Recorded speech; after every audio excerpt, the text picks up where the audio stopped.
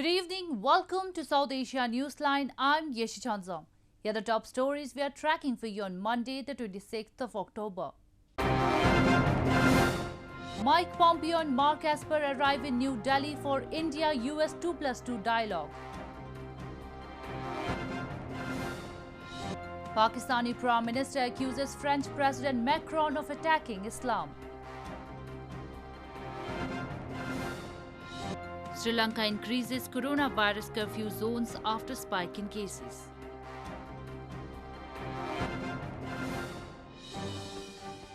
And now for all the details. Increasing pollution in the Indian capital is raising concern among residents, especially when the city of more than 20 million is struggling in the face of coronavirus pandemic.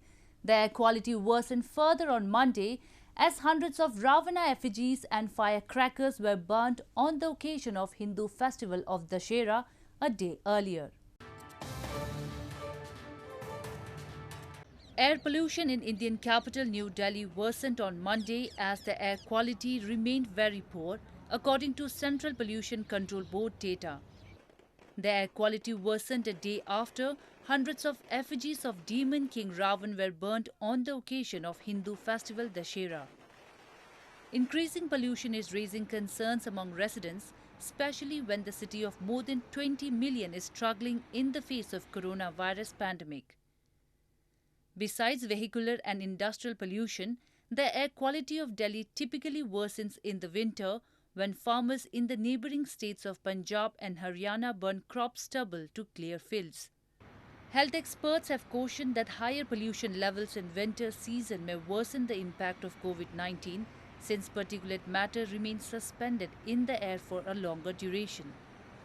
With ongoing festive season in the country, people flouting social distancing norms could also worsen the situation. In the next few weeks, we have many festivals. Air pollution levels are rising, which is known to make the incidence of COVID higher and incidence of death also higher. So there is a huge danger which is lurking there. If people violate social distancing norms, if people let pollution levels increase, I think these two things may lead to a massive surge in the number of cases. Meanwhile, the centre has told the Supreme Court that central government is planning to bring in a legislation to tackle air pollution and the stubble burning issue in Delhi and its neighbouring areas. U.S. Secretary of State Mike Pompeo landed in New Delhi on Monday, kick-starting his tour of Asia in Washington's latest efforts to bolster allies against Beijing. Pompeo, along with U.S. Defense Secretary Mark Esper, is scheduled to take part in the India-U.S. 2+2 dialogue on Tuesday. He will also travel to Sri Lanka and the Maldives during his Asia trip, which comes in the final week before the U.S. presidential election. Meanwhile, Esper, who arrived in New Delhi earlier in the day, received a ceremonial guard of honour before his bilateral meeting with Indian Defence Minister Rajnath Singh. Both the visiting dignitaries were later scheduled to be hosted by Rajnath Singh and Indian Foreign Minister S. J. Shankar for dinner. On Tuesday, India is expected to sign an agreement with the U.S. that will give it access to sensitive U.S. satellite data to help improve targeting of missiles and drones. Moving on, Indian diaspora in Canada staged a protest outside Pakistan consulate in Toronto this past weekend to remember the brutal invasion of Kashmir by Pakistan in October of 1947. The protesters demanded Islamabad to end state-sponsored terrorism while highlighting gross human rights violations by Pakistan over the years. Indian diaspora in Canada staged a protest outside Pakistan consulate in Toronto City this past weekend to mark Black Day, the fateful day when tribal invaders backed by Pakistan Army attacked Kashmir on October 22, 1947.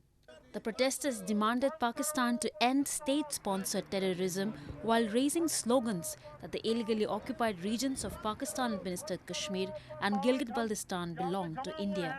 They were also joined by Baloch activists who highlighted gross human rights violations in Pakistan against ethnic and religious minorities. 24 अक्टूबर को Toronto में consulate के सामने हमने protest किया कि इसलिए protest किया है कि पाकिस्तान सरकार को पता लगे कि दहशतगर्दी terrorism is not tolerated. This comes as the Financial Action Task Force announced last Friday that Pakistan would continue to remain on its grey list for another 4 months till February 2021 for failing to curb terror financing and money laundering as per its action plan. The mandates which Pakistan has failed on include action against all UN-designated terrorists like Jaish-e-Mohammed chief Masood Azhar and Lashkar-e-Taiba founder Hafiz Saeed.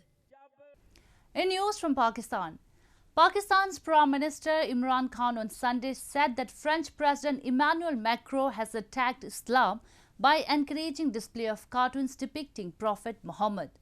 Khan's comments came days after Macron paid tribute to a French history teacher beheaded by Islamist radical who wanted to avenge the use of cartoons depicting the Prophet in a class on freedom of expression. Pakistan's Prime Minister Imran Khan on Sunday in a series of tweets said that French President Emmanuel Macron has attacked Islam by encouraging the display of cartoons depicting Prophet Muhammad and hurt the sentiments of Muslims across the world. Khan's comments came days after Macron paid tribute to French history teacher beheaded by an Islamist radical who wanted to avenge the use of cartoons depicting Prophet Muhammad in a class on freedom of expression. Muslims see any depiction of the Prophet as blasphemous. Macron said the teacher was a hero and that Islamists were a threat to the country.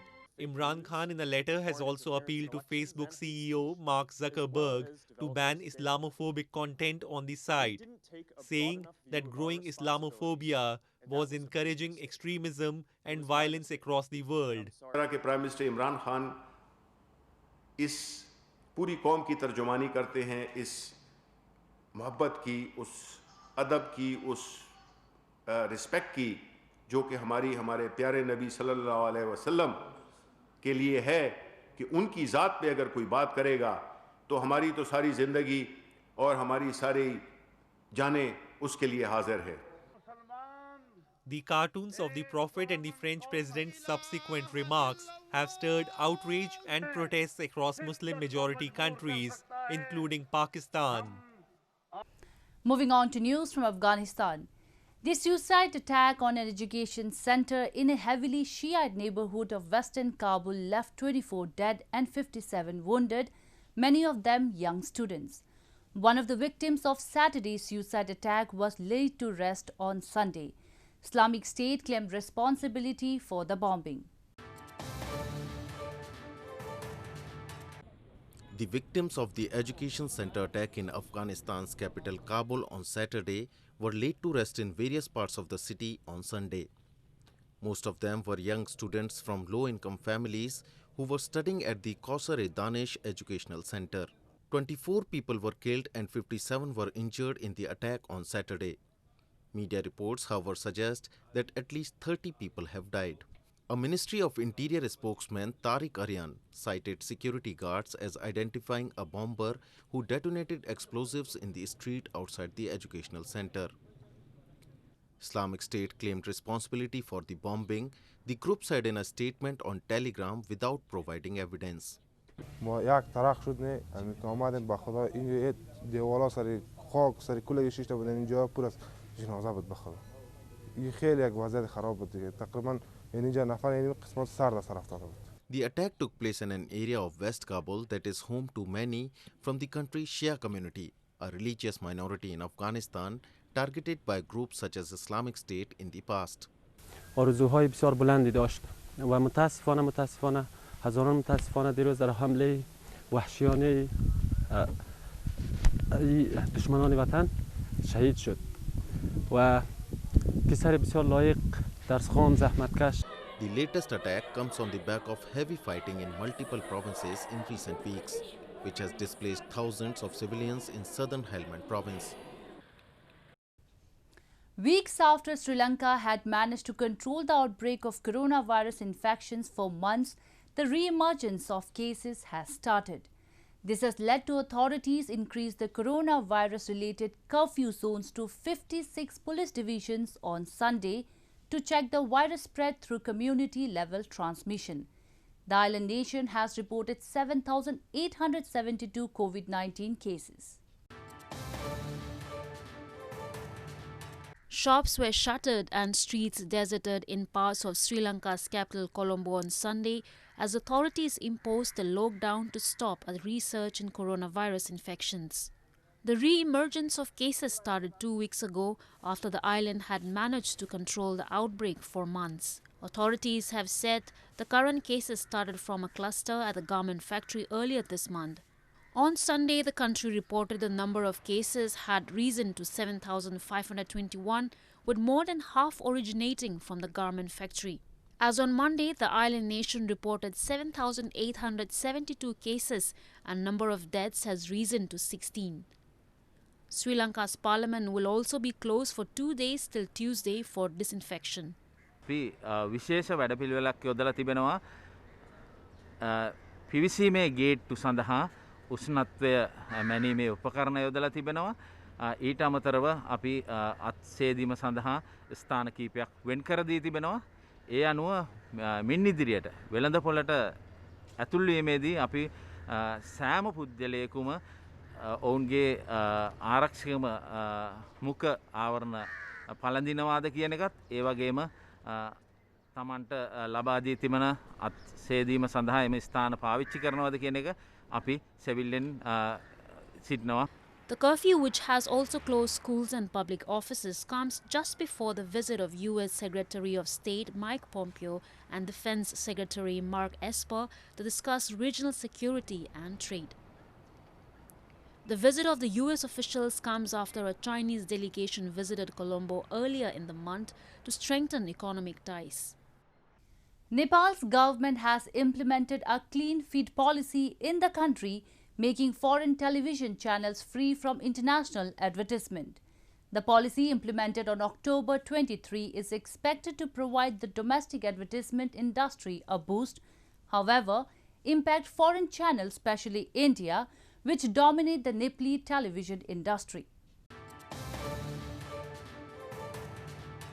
The clean feed policy in television broadcasting systems in Nepal has been implemented starting last Friday midnight, barring international advertisers from publishing advertisements in foreign television channels. The clean feed policy announced last year had set a deadline of October 23 for all cable operators to make the arrangements for continued broadcast or block the broadcast of those channels failing to do so. As a result, many of the foreign channels, dominantly Indian channels, have been taken off the air with TV screens flashing the notice about the provision mentioned in the newly implemented policy. नेपालमा विज्ञापन रहित clean फिड प्रसारण लागू हुने सम्बन्धी यो ऐतिहासिक निर्णय पनि हो। हामीले यो निर्णयको निम्ति 2073 सालदेखि चरणबद्ध रूपमा यस विषयमा छलफल यसको निम्ति नीति नियमावली ऐनसँग सम्बन्धित रहेर हामीले यो छलफल गर्दै आएका छौं। The new policy allows television signal distributors to replace advertisements in foreign television channels with local advertisements as practiced in most developed countries. Well, that's all we have for you from South Asia this evening. Now our viewers can watch the show on SouthAsiaNewsline.com. You can also visit us on Facebook.com/Asia Newsline and follow us on Twitter @Asia Newsline. That's all in tonight's edition. We will see you same time tomorrow. Good night.